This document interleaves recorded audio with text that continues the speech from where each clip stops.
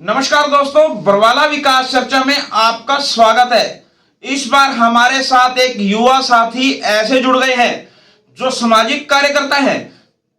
बरवाला की तकरीबन जो सामाजिक संस्थाएं हैं उनमें जुड़े हुए हैं और किसान हैं और बरवाला के हर विकास पर नजर रखते हैं, हर सुख दुख के साथी हैं, हर तरह के मुद्दे उठाते रहते हैं। अब इनका नाम भी सुन लीजिए। हमारे साथ जुड़े हैं राजन चावला, जो बरवाला के हित के लिए लगातार प्रयास करते रहते हैं। समाज को जोड़ना इनकी हर वक्त प्राथमिकता रहती है, हर मुद्दे को उठाना इनकी प्राथमिकता रहती है।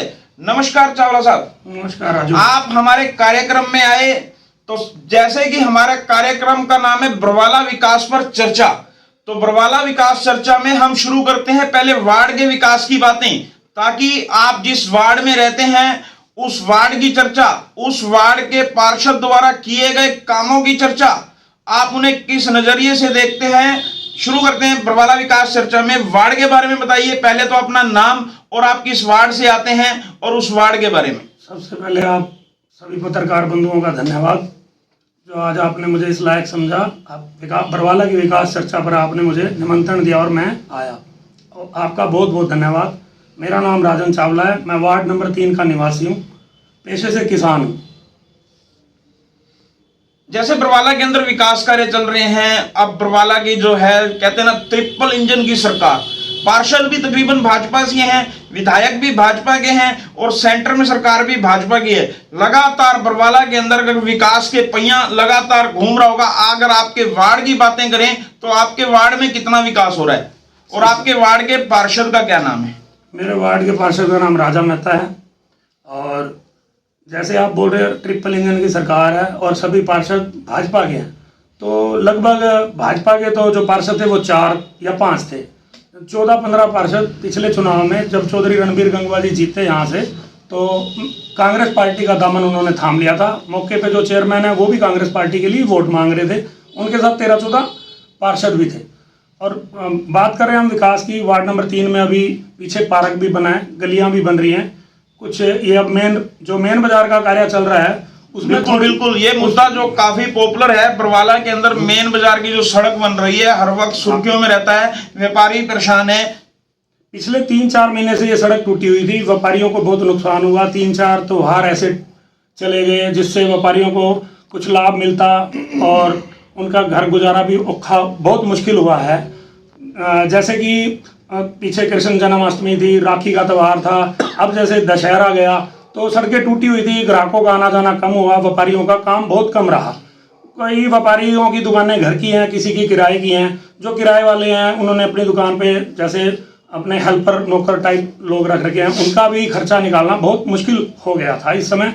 और बात करें विकास की, इस सड़क में अब भी धांधली चल रही है। जो ये सड़क बनने जा रही है इसमें जो नीचे का बेस है रोड़ा प्लस क्रैशर डलना चाहिए, वो 6 इंच का बेस है, वो लगभग 4.5 इंच का जो बन रहा है वो 4.5 इंच का तैयार है। उसमें रोड़े के साथ क्रैशर नीला डलना चाहिए, रोड़े के साथ मिट्टी डल रही है, मुरम डलता है, मुरम हाँ, उसे मुरम बोलते हैं। पत्थर का जो चूरा आता है वो डाला जाता है। पत्थर का चूरा भी होता है, या फिर हम उसे यमुना का जो मिट्टी है वो डाल सकते हैं, जिसे यमुना रेत भी बोल सकते हैं। ये लोग बालू जो टिब्बा का रेत है ना वो डाल रहे हैं उसमें, ये मिक्सी हो रहा है। और जो बनाना शुरू किया जिंदू राम जी की दुकान के पास से, जो अपना गर्ल्स स्कूल है, गर्ल्स स्कूल के पास से रोड बनाना शुरू किया, तो ये सीसी 9 इंच मेरे ख्याल से अप्रूवल है इसकी, 9 इंच तक इसको बनाना चाहिए, सीसी का माल डलना चाहिए। वो माल भी लगभग 6 इंच के आसपास डलता जा रहा है। तो कहीं ना कहीं चेयरमैन और एमसी चुप हैं। तो क्यों हैं वो चुप?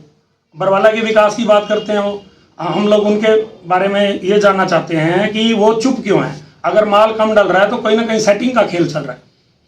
जैसा कि राजन चावला जी ने बताया कि बरवाला की छोटी सरकार जो है विकास कार्यों के लिए चुप है। जैसा कि इन्होंने बताया कि जो सरकार के नियमों के हिसाब से ये सड़क नहीं बन रही है। दूसरी इन्होंने बात बताई कि काफी महीने से, तो राजन चावला जी हम आपकी बात से सहमत हैं। व्यापारी के लिए तो 5 दिन भी सबसे बड़े होते हैं, ये तो 4 महीने हो गए। अगर व्यापारी की दुकानदारी के अंदर 4 से 5 दिन है, अगर 1 हफ्ता भी लग जाए तो व्यापारी 1 महीने के लिए पीछे चला जाता है। दुकानों पर किराए हैं, उनकी दुकानों पर जो वर्कर कार्य करते हैं उनके भी सैलरी वगैरह है। और व्यापारी का जैसे सीजन होता है गर्मी और सर्दी का, अगर जो माल गर्मियों में बिकना चाहिए था, अगर वो गर्मियों में नहीं बिकता, उसे सर्दियों में ले जाना पड़े, तो उसके लिए भी काफी नुकसान होता है कि डिजाइन बदल जाते हैं, कपड़े की मार्केट हो, कुछ भी सामान हो। ये तो बातें रही वार्ड की और वार्ड नंबर 3 की गली की। जैसे कि आपने कहा, अब जैसे कि नगर पालिका चेयरमैन की भी आपने बात करी, वार्ड के पार्षद की भी बात करी कि बरवाला की जो छोटी सरकार है चुप है, लेकिन जो विकास का जो पहिया है एक वार्ड तक सीमित ना रखकर नगर पालिका चेयरमैन जी जब चुनाव लड़े थे, उन्होंने भी काफी जनता से वादे किए थे। आप उनके चुनाव से लेकर अब तक के 3.5 या 4.5 साल के कार्यकाल को किस नजरिए से देखते हैं? जैसे चेयरमैन साहब मार्केट में उतरे चुनाव लड़ने के लिए, तो उन्होंने अपना एक मैनिफेस्टो बनाया था। वो मैनिफेस्टो मेरे पास है, मेरे फ़ोन में है, अगर आप चाहो तो मैं दिखा सकता हूँ। उसमें जितने भी वादे किए हैं, जितने वादे उन्होंने अपने मैनिफेस्टो में दिखाए हैं, बोले हैं, उनमें से मेरे ख्याल से कोई एक आधा तो हुआ हो जो ये अपने घर में कूड़ा उठाने वाली जो रेडी आती है।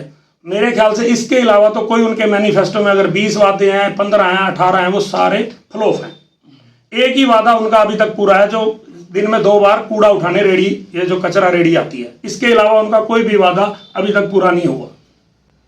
जैसा ही आपने कहा कि वो अपने वादों पर खरे नहीं उतरे, तो बरवाला के विकास की बात करें, बरवाला के अहम मुद्दे जो आजकल चर्चा में हैं, आप उनके बारे में बताइए कि कौन से मुद्दों पर सरकार को ध्यान देना चाहिए, किन मुद्दों पर सरकार को भी जाना चाहिए, नगर पालिका चेयरमैन को भी जाना चाहिए, जो वार्ड के पार्षद हैं उनको भी ध्यान देना चाहिए, क्योंकि अब जो समय है काफी कम बचा है। जिसे कहते हैं ना, दिनों को और महीनों को आप उंगलियों में गिन सकते हैं। कुछ समय के बाद फिर से नगर पालिका के चुनाव होंगे, उसको लेकर जब बरवाला के अंदर जो प्रमुख समस्याएं हैं आप उन्हें उनके बारे में बताइए, और सरकार को किस और कैसे ध्यान देना चाहिए ये भी बताइए।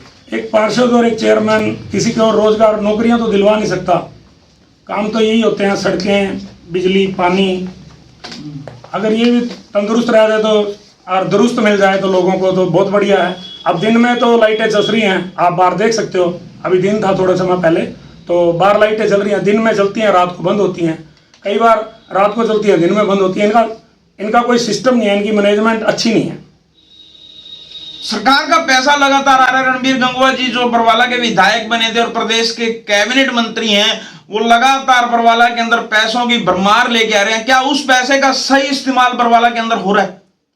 रणबीर गंगवा जी भारतीय जनता पार्टी के उम्मीदवार हैं, उनके कार्यकर्ता हैं, भारतीय जनता पार्टी के विधायक हैं, भारतीय जनता पार्टी के मंत्री हैं, और जो चेयरमैन साहब हैं वो कांग्रेस हैं और कांग्रेस के उम्मीदवार थे या कांग्रेस पार्टी के सहयोगी रहे हैं। और उन चेयरमैन साहब ने लगभग ऐसी कोई पार्टी भी नहीं है जिस पार्टी में वो कार्यकर्ता के रूप में काम ना किया हो। जब बड़े भाई वेद नारंग सन 2014 में चुनाव लड़े तो भाई रमेश बैटरीवाला उस समय हजका के काउंटिंग एजेंट थे मेरे ख्याल से। और उसके बाद फिर जब इन्होंने अपना चुनाव 2009 में लड़ा एमसी का, तब ये इनेलो में थे। फिर भारतीय जनता पार्टी में आ गई जब चौधरी रणजीत चौटाला का चुनाव आया लोकसभा का। फिर आप जब विधायक का चुनाव आया विधानसभा का, तो रामनिवास घोडेला जी के साथ कांग्रेस में चले गए। चारों पार्टियों में ही घूमते रहते हैं। अब विकास कैसे होगा? सुनो, ये तो नेता हैं। नेता अगर कहते हैं कि नगर पालिका का चेयरमैन है, जैसे कि आपने कहा कि ये सिर्फ जनता को मूलभूत सुविधाएं दे सकते हैं, किसी को नौकरी नहीं लगा सकते, इसीलिए इन नेताओं का इतना कद बड़ा नहीं होता। लेकिन बरवाला की जनता के लिए कद बहुत बड़ा है, बरवाला शहर के लिए बहुत बड़ा है। पार्टी में आना जाना तो लगा रहता है, लेकिन जो बरवाले के अंदर जो जैसे कि जिन चीजों की मैंने आपसे बात करी थी, पैसे का इस्तेमाल क्या सही हो रहा है? पैसे का इस्तेमाल सही नहीं हो रहा। मैं तो अभी एक ही सड़क है, ये सरदार गुरबख्श वाली सड़क, अभी 2-3 महीने पहले ही बनी है। आप देख लो, सारी बजरी निकली हुई है इसमें से, सीमेंट नाम की चीज ही नहीं है इसमें। तो पैसा तो कहीं ना कहीं इनका घालमेल तो चल ही रहा है। जैसे बरवाला के अंदर जब चुनाव लड़ा गया था तो अप्रूव्ड वार्ड अनअप्रूव्ड वार्ड का जो अभी एक मुद्दा चला हुआ है, ये काफी गंभीर है। और अब ये मुद्दा कॉलोनियों का भी आ चुका है, अप्रूव्ड कॉलोनी अनअप्रूव्ड कॉलोनी। जब लोग पार्षद ने वोट लिए, चेयरमैन ने वोट लिए, रणबीर गंगवा ने वोट लिए, वोट लेते समय तो वो वार्ड, वो जनता जो अनअप्रूव्ड नहीं थी, आज वो जनता अनअप्रूव्ड हो गई है। यहां तक कि आपको इन कॉलोनियों का भी पता है, जो कॉलोनियों के आजकल जिक्र चलते रहते हैं कि इन कॉलोनियों के अंदर विकास का पहिया तेजी से चल रहा है, लेकिन उन कॉलोनियों में कोई रहता नहीं, कोई घर नहीं। हमने भी ये मुद्दा उठाया था। आप इन चीजों को किस नजरिए से देखते हैं? अप्रूव्ड अनअप्रूव्ड एक बहुत बड़ा खेल है, जिसे आम पब्लिक जो बरवाला की नहीं, चाहे पूरे देश विदेश जहां भी आप जाओगे, पूरे प्रदेश में कहीं भी पब्लिक को इसकी समझ नहीं आ सकती। ये शहर के कुछ प्रतिष्ठित लोगों का एक बहुत बड़ा खेल है, जो बरवाला शहर के प्रतिष्ठित लोग हैं, उनका बहुत बड़ा गेम है। प्रतिष्ठित या कॉलोनाइजर भी माफिया, कॉलोनाइजर भी बोल सकते हैं, भू माफिया भी बोल सकते हैं। शहर के कुछ प्रतिष्ठित हैं, उनका क्या मकसद है, अपना काम बनता भाड़ में जाए जनता। वो इस जो उदाहरण है ना, उस पर काम कर रहे हैं। जैसे अब अनअप्रूव्ड और अप्रूव्ड का आपने सवाल उठाया। जब हमारा देश 1947 में आज़ाद हुआ, 1947 में आज़ाद हुआ, 78 साल से जो लोग पुराने बरवाला में बैठे हैं, उनमें से मेरे ख्याल से 10 एक वार्ड अनअप्रूव्ड कर दिए हैं। 78 साल के बसिंदे तो अनअप्रूव्ड हैं। जहाँ ये शहर के प्रतिष्ठित लोग, जहाँ इनका कॉलोनियों में हिस्सा होता है, या कुछ हमारे और वाइट कॉलर लोग हैं, जो सफ़ेद पोश लोग हैं, वो इनके सहयोगी होते हैं। वो क्या करते हैं, जैसे मान लो आपका खेत ले लिया किसी एक किसान का, वो शहर से बाहर है, शहर से बाहर की जगह ले ली, और शहर के अंदर वाली जगह को तो ये अनअप्रूव्ड करते जा रहे हैं। शहर के बाहर नगर पालिका का परिसीमन बढ़ा देते हैं, और ये पावर चेयरमैन साहब के पास होती है परिसीमन बढ़ाने घटाने की। यानी चेयरमैन का मतलब अकेले चेयरमैन से नहीं है, नगर पालिका के जो बड़े उच्च कर्मचारी हैं उनका भी बीच में सहयोग रहता है। उनके बगैर ये धांधली हो ही नहीं सकती। अब जब जो एक किसान की जमीन लेके उस जगह को जब अप्रूव्ड किया जाता है, नगर पालिका के दायरे में आता है, उसको अप्रूव्ड करके ये लोग अच्छा तो मोटा मार्जिन कमाते हैं, और अपना जो ब्लैक धन, काला धन है, उसको व्हाइट भी करते हैं। और जो बरवाड़े की जनता है बेचारी, जो 78 साल के बसिंदे हैं, उनकी 2-3 पीढ़ियां मेरे ख्याल से परमात्मा को प्यारी हो गई होंगी, इस संसार में भी नहीं रहते होंगे। उन लोगों के मकान लाल डोरे वाले भी अनअप्रूव्ड हैं। राहुल चोपड़ा जी हैं, हमारे भारतीय जनता पार्टी के बहुत पुराने कार्यकर्ता हैं, उनका यहाँ 3-4 मंजिला शोरूम है मेन रोड पे। मेरे ख्याल से वो लाल डोरे की जगह है, आप चेक कर लो, उनको अनअप्रूव्ड एरिया में डाल दिया है। तो ये कहाँ का इंसाफ है? और चेयरमैन को चाहिए, अपने एमसीओ को चाहिए, नगर पालिका के कर्मचारियों को चाहिए, भाई पुराने बसिंदे हैं, सरकार से गुहार लगाएं, मंत्री जी घर के हैं, भारतीय जनता पार्टी के हैं, नायब सैनी के पास जाएं, कहीं जाएं, पुराने बरवाड़े को तो अप्रूव्ड कराएं। अच्छा, फिर अगर पुराना जो बरवाड़ा है वो अनअप्रूव्ड है, तो पार्षदों को तनख्वाह क्यों दे रहे हैं? उन पार्षदों को सस्पेंड कर दो, उनकी जरूरत ही क्या है? पैसा क्यों वेस्ट कर रहे हो? जब आपने वार्ड ही अनअप्रूव्ड कर दिया तो वहां पार्षद की जरूरत ही नहीं है। फिर चेयरमैन वहां कार्यभार संभाले, या सेक्रेटरी संभाले, या एमई जेई जो भी नगर पालिका के उच्च अधिकारी है वो संभाले। जैसे कि आपने कहा कि जो पार्षद और चेयरमैन अपने वार्डों को अप्रूव नहीं करवा सकते, सरकार सस्पेंड करे, वो खुद क्यों नहीं कुर्सी छोड़ दे? ये तो लालच है, कमीशन का खेल है। आप आज सबको पता है, कहीं भी सड़क बने, एक पार्षद का इतने % है, सेक्रेटरी का इतना है, जेई का इतना है, एमई का इतना है, उसके बिना तो फाइल नहीं चलती। इसमें तो हमारे चेयरमैन साहब भी नहीं रुके, चेयरमैन साहब का भी हिस्सा होता है।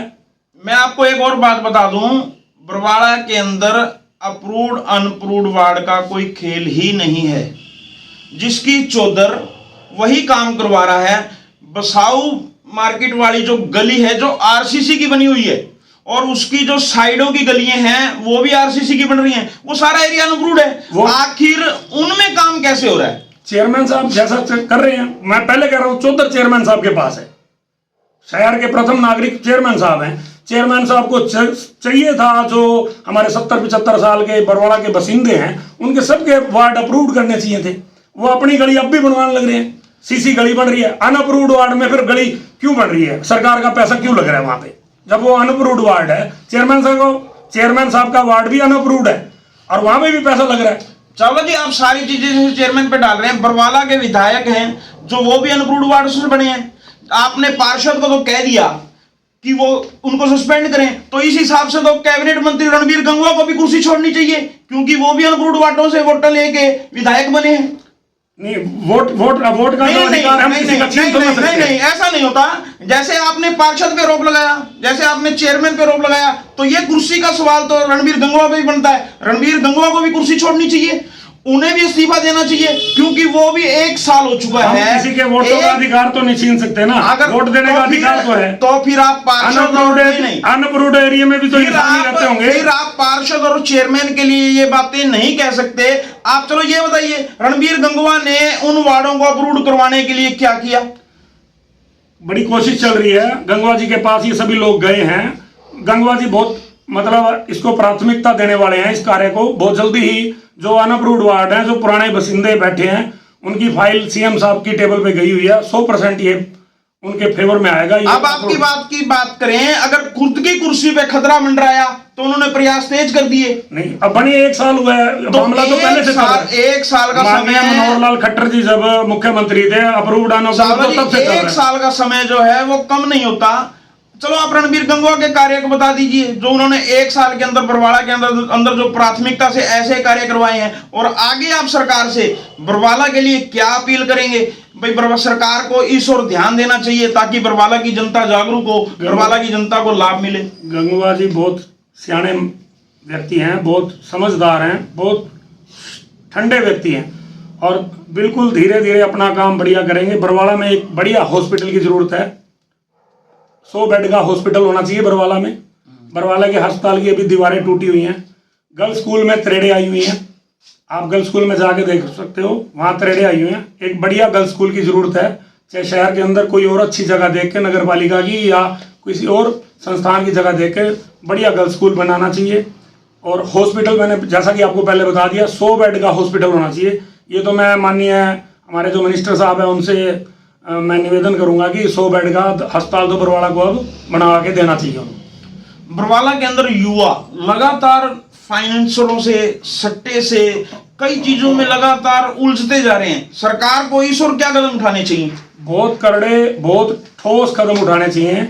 आज हमारा युवा फाइनेंस के चक्कर में और नशे के चक्कर में, और एक अपना मेन और था सट्टा, ये हमारी जो युवा पीढ़ी है उसको एक दिमक की तरह चाट रही हैं तीनों चीज़ें। पहले हम कोई अच्छे कार्य के लिए त्रिवेणी लगाते थे। त्रिवेणी में पीपल देवता और अपना बड़ और नीम का पौधा लगाते थे। वातावरण को शुद्ध हवा मिले, सभी लोगों को अच्छी ऑक्सीजन मिले। तो ये एक किस्म का अब हमारे समाज में ये 3 चीज़ें, जो सट्टा और जो 10-15 रुपये सैकड़े का फाइनेंस और जो ये नशा है, आज चिट्टा घर घर में बिक रहा है। प्रशासन को कड़े कदम उठाने चाहिए। कोई बढ़िया कानून ले आके, करड़ा कानून ले आके इनके खिलाफ सख्त से सख्त कार्रवाई करनी चाहिए। और ये एक उल्टी त्रिवेणी है, जिसको हम कार्बन डाइऑक्साइड त्रिवेणी भी कह सकते हैं, या समाज की बुराई की त्रिवेणी है। सट्टा, 10-15 रुपये का फाइनेंस और ये नशा जो चिट्टे का है। ये तो मैं माननीय जो हमारे SHO साहब हैं, बरवाड़ा में DSP साहब बैठते हैं, हिसार में SP साहब हैं, IG साहब हैं, और भी जो उच्च अधिकारी हैं, उनसे अपील करता हूं इन तीनों चीज़ों पर कोई बड़ा ठोस कदम उठाएं ताकि हमारी आने वाली पीढ़ी सुरक्षित हो सके। आप किसान हैं, सामाजिक कार्यकर्ता हैं, संस्थाओं से जुड़े हुए भी हैं। अगर जनता अब की बार आप पे विश्वास जताए और आपको खुद आगे कहे कि आप चेयरमैनी का चुनाव लड़ो, क्या आप चेयरमैनी का चुनाव आगे लड़ सकते हैं? मैं कोई राजनीति परिवार से नहीं हूँ, ना मैं राजनीति करना चाहता, और मैंने कोई राजनीति के लिए इंटरव्यू नहीं दिया आपको। मैंने तो सिर्फ समाज में जो बुराइयां हैं और जो ठेकेदारों द्वारा चोरियां हो रही हैं, जिसमें जो भी हमारे समाज के वाइट कॉलर लोग हैं, प्रतिष्ठित लोग हैं, चाहे वो किसी पद पर हैं, उनके खिलाफ एक मेरी मुहिम है। मेरे साथ 5-7 कार्यकर्ता और भी हैं। अगली बार जब कभी आप हमारा कोई ऐसा प्रोग्राम रखोगे तो मैं अपने 5-7 और कार्यकर्ताओं के साथ आऊँगा। इन टॉपिकों को हमने और भी आगे बढ़ाना है। हमारे पास और भी काफ़ी मुद्दे हैं। जब कभी हम अगली बार आपके साथ बैठेंगे, इससे भी बड़े गंभीर मुद्दे लाएंगे आपके सामने। राजन चावला जी, पत्रकार का काम है झंझोड़ना, इंसान के अंदर से जो छुपी बातें हैं निकाल के लाना। ये तो देखो, ये मुद्दा था जो हमने आपसे राजनीति के बारे में पूछा। ये आपकी अच्छी सोच है कि आप सामाजिक कार्यकर्ता ही बने रहेंगे। सामाजिक संस्थाओं में रह के सेवा करने के तरीके काफी होते हैं, राजनीति में आना कोई जरूरी बात नहीं होता। आप हमारे कार्यक्रम में आए, बहुत अच्छा लगा। और आगे भी आपने जैसे कहा, तो हरियाणा लहर जो लगातार ये कार्यक्रम चला रहा है, बरवाला विकास चर्चा, ये लगातार हमारा कार्यक्रम जारी रहेगा। हर रविवार को 8 बजे ये कार्यक्रम प्रसारित किया जाएगा। जितने साथी हमारे साथ जुड़ते हैं, हम आपसे उम्मीद करते हैं सभी हमारे चैनल को फॉलो करें, अधिक से अधिक हमारी वीडियो को शेयर करें। राजन चावला जी हमारे साथ आए, इनकी वीडियो को शेयर करें। लगातार हमारा एक कार्यक्रम जल्दी आने वाला है, पार्षद रिपोर्ट कार्ड।